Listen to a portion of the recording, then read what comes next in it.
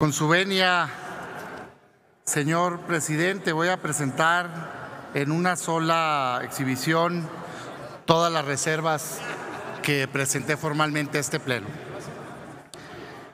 Honorable Asamblea, si uno abre... Tiene tiempo suficiente. Adelante, senador. Gracias, presidente. Honorable Asamblea, si un mexicano abre la Constitución Política de los Estados Unidos Mexicanos y lee el artículo 3º constitucional, lo primero que se va a encontrar es lo siguiente: toda persona tiene derecho a recibir educación. No dice el artículo 3º constitucional, toda persona tiene derecho a cuidar su plaza, que es muy válido. Dice toda persona tiene derecho a recibir educación. La prioridad en México en materia de educación es que nuestros niños y adolescentes reciban una educación de calidad. Siempre, acorde a nuestro marco jurídico nacional, que se interpongan dos derechos, siempre el interés superior del niño está por encima de cualquier otro derecho. En este caso, ni siquiera se contraponen los derechos, porque bien se puede cuidar los derechos laborales de los maestros al mismo tiempo que se cuide la calidad en la educación. Pero eso no es lo que está haciendo esta mal llamada reforma educativa. Dice esta reforma educativa que se elimina la evaluación punitiva que tanto daño le ha hecho a los mexicanos.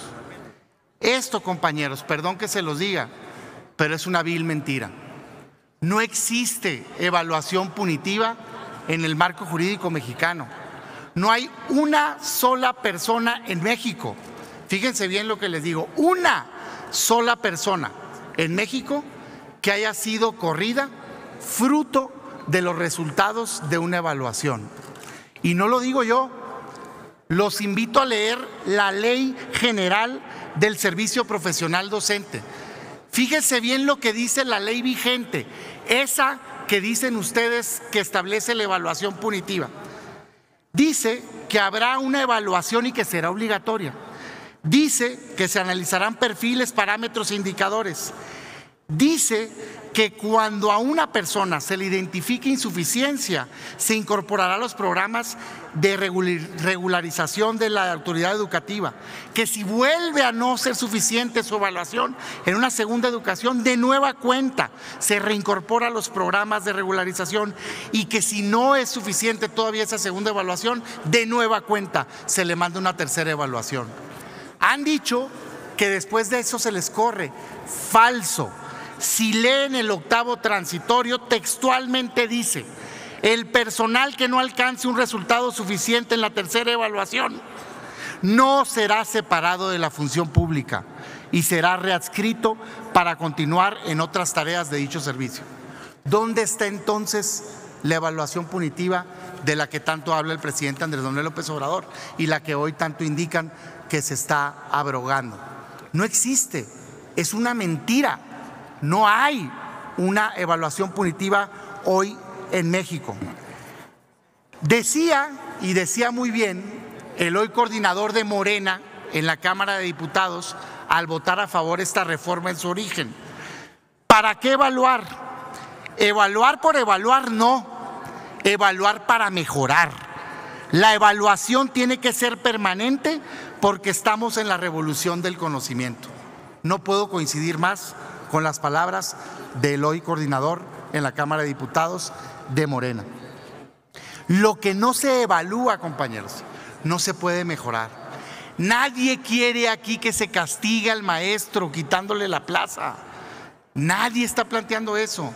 Pero si no se hace un diagnóstico de las capacidades de la persona que le está dando clase a los niños, ¿cómo entonces vamos a mejorar la calidad de la educación que reciben los niños de México y los adolescentes? Tenemos que diagnosticar, evaluar e invertir en formar y en capacitar. Nadie está afirmando que haya estado bien implementada la reforma. Corrijámoslo Invirtamos en capacitar y en formar maestros, pero no eliminemos la evaluación de la mejora continua de los maestros. Segundo, esta reforma plantea eliminar el Instituto de Evaluación Educativa como órgano autónomo. Hoy, aquí en el Senado, se está concretando el primer paso para desmantelar las instituciones que hacen contrapeso sano en nuestro país. En México hay división de poderes y hay también organismos autónomos que se encargan de llevar a cabo funciones sin una característica política. ¿Cómo va a ser sano, en qué cabeza cabe, que quien evalúe sea el mismo que imparta clases? No es positivo que el mismo órgano que sea el responsable de dar clases en México sea el responsable de decir si las clases están bien impartidas. No debe de desaparecer el órgano autónomo de evaluación educativa. Y si no han hecho bien su trabajo, mejorémoslo. Si no han desarrollado bien sus funciones, corrijámoslo, pero no le quitemos la autonomía al Instituto de Evaluación para garantizar la objetividad de las evaluaciones. Y se dice, ahorita que termine, compañera, y se dice que no hay problema porque se le quita lo autónomo, pero se le da a este Senado la facultad de nombrar a sus integrantes. Perdón que se los diga, pero eso no es garantía ni es equiparable a un organismo autónomo. Todos hemos visto aquí lo que pasa incluso con los nombramientos de otros poderes. O no se nombraron ministros a modos en la Suprema Corte de Justicia de la Nación, o no se nombró un fiscal general, o no se nombró a los consejeros de Pemex, o no se nombró a muchos otros órganos más que pasó por este Senado y que no implicó eso ninguna garantía de autonomía. Y ojalá y se logre esa independencia en el nombramiento, pero aun cuando se lograra, cuando lleguen esas personas al organismo, ¿de quién creen que va a depender? Del Poder Ejecutivo, del mismo que imparte clases. Eso no va a funcionar. Por eso proponemos que se regrese a la autonomía del INE. Tercero, se habla, y qué bueno, de la universalidad y de la gratuidad de la educación media superior y de la educación superior. Perfecto. Aquí nada más la pregunta es, ¿y dónde está el dinero? ¿Quién va a poner el dinero para que sea universal? Y si es universal y si es obligatoria, pues tiene que ser gratuita. Y viene un transitorio por ahí genérico que dice que hay que ponerle el dinero. Nosotros les proponemos, primero, que se incluya también a la media superior, porque por más que desde hace años dice que es obligatoria, no es cierto que sea gratuita. O yo les pregunto, ¿están libres de cuotas hoy todas las preparatorias en México públicas? No. ¿Dónde está el dinero para hacer que sean gratuitas? Si va un alumno a distintas instituciones de educación media superior, es falso que sea gratuita. Entonces pongámosle el recurso a la media superior y a las universidades para que pueda ser gratuita y universal, y que ese dinero que se le está dando a nuestros jóvenes pues se vaya mejor a la educación para tener a jóvenes preparados en este país. Cuarto, regresar al esquema del manejo o poner en riesgo el ingreso, la permanencia, la promoción de las personas, pues es un atentado contra todo lo logrado. Dejemos claro quién va a regular, no pongamos en riesgo con ese mal llamado artículo transitorio 16 que fue al final el que se metió para venir a contaminar todavía más esta reforma. Y otras más, compañeros, que sé perfectamente que si en estas que acabo de comentar de fondo no estamos de acuerdo, lo respeto, pensamos distinto. Pero estas que les voy a explicar son cuestiones que nada afectan a la idea que ustedes tienen de reforma y sí la perfeccionan, y quisiera ponerlas a su consideración. Primero, dice un transitorio de esta reforma, en específico dice el 14º transitorio. Fíjense nada más, que la ley secundaria va a establecer la gradualidad de la entrada en vigor de este decreto. Entonces, pues, ¿qué se está logrando? ¿Cuándo entra en vigor esta reforma que estamos aprobando hoy? ¿Sabe?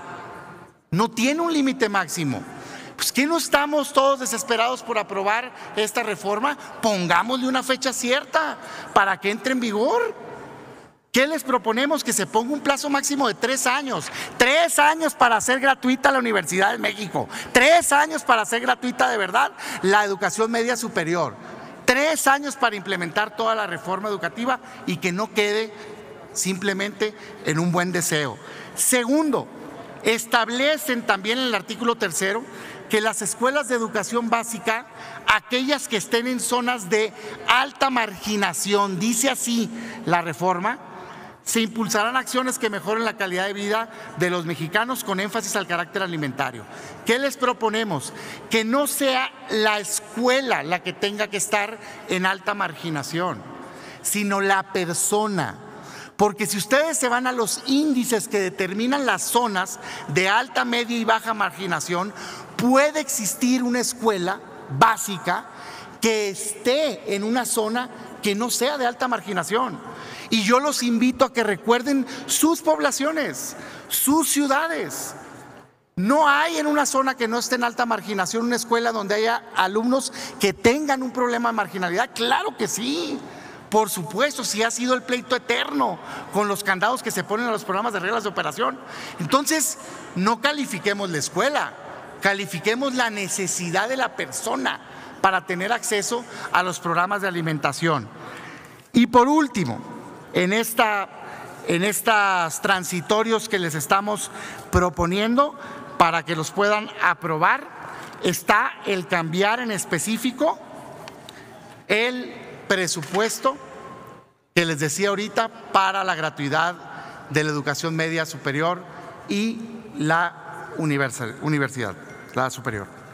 Concluyo, presidente, compartiendo lo siguiente. Mucho se ha dicho que quienes apoyamos la reforma hecha en el pasado, lo hicimos para buscar lastimar a los maestros. Es falso.